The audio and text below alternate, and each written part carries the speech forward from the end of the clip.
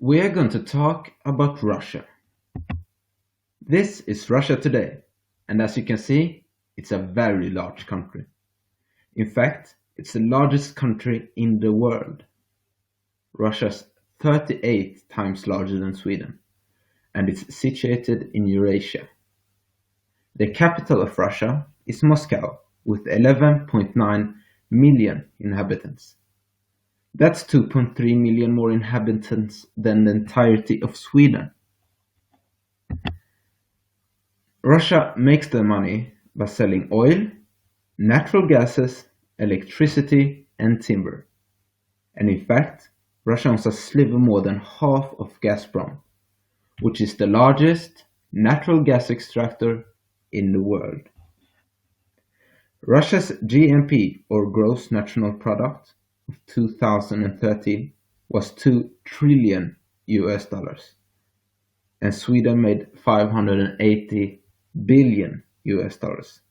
That gives Russia almost 4 times the amount of Sweden. However, that's the combined product. If and when we divide by the inhabitants of each country, which gives us the GNP per capita, it shows us just how poor the average Russian citizen is. Sweden made 60,000 US dollars per capita, while Russia made 14,500 US dollars per capita. Russia has and have a tendency to partake in a lot of wars, and that can be both caused by nationalism but also lead to even more nationalism in the country. For example, when the Russians defeated Nazi Germany, it probably pulled the nation closer as people, and they got a feeling of greatness that together they can defeat a whole other nation. Although the effects of nationalism after a war can go both ways, meaning that even a defeat in a war can bring the people closer and get them focused on achieving some sort of goal.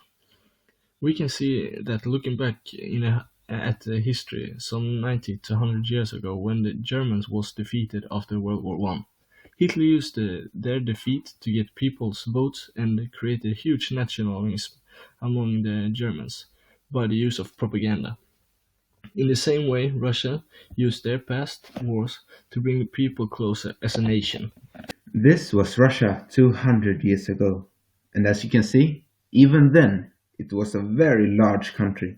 And that's because instead of taking colonies during the imperialism like everyone else did, Russia expanded their already existing borders. And that's part of the reason why they're still so huge today. And this is Russia 100 years ago. In 1922, after the Russian Revolution of 1917, when Russia turned communist and the Soviet Union was formed. To compare that to today, you can see that Russia has lost a great deal of their land, but they're still the largest country in the world. Russians have never really tried to come to terms with their dark past. As many of you probably know, they have a pretty bloody past, such as gulag camps with forced labor camps all over Soviet, camps ranging from a few hundred workers to over 25,000 workers in total. More than 18 million people were sent to the gulag camps from 1929 till 1953. They also have a pretty dark past of persecuting Jews, and the fact that Joseph Stalin has believed to have killed a lot more people than Hitler did. Although in Russia, Stalin is still seen as one of the good guys amongst the older generations, mainly because he defeated the Nazi Germany and industrialized the Soviet Union. Much like other countries, Russia also tries to enhance the more admirable parts of their past and try to sweep some of the darker history under the rug, so to speak.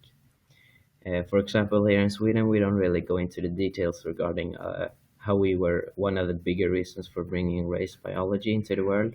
We sort of mention it, but of course, that's nothing we really like to talk about. Just as much as Russia like mentions their dark past, but they don't really. That's nothing they like are proud of and bring up a lot. So, according to a news website called Pride.org, Vladimir Putin is actually making efforts to literally rewrite some of the Russian history books, and he's ready to spend a lot of money on that as well. Some of the historical events that Russians are most proud of are how Stalin industrialized the Soviet Union, as well as how they stood fast against the Germans in Stalingrad and St. Petersburg. Most historical events that they are proud of are in fact associated with war. For example, when Sweden beat Russia in football, they countered all the celebratory bragging from Sweden with how we lost the battle in Poltava against them. For those of you who don't know that battle, it's basically one of the most significant clashes in Swedish history. Beyond their past war history, they also like to mention how they were the first to travel to space, for example. And a lot of Russians actually make up conspiracy theories about how the USA didn't really land on the moon. They just faked all of the images and stuff like that. Fun fact! Okay, so to finish this presentation off, we would like to fill you in with some fun fact about Sweden and Russia. Russia is, shockingly enough, the biggest consumer the biggest consumer of vodka daily per capita. However, Sweden is the world leading export of vodka. That is one of the reasons why we think Russia will invade Sweden. They like vodka and we have it. So now you know. Thanks for us. Nasturovia!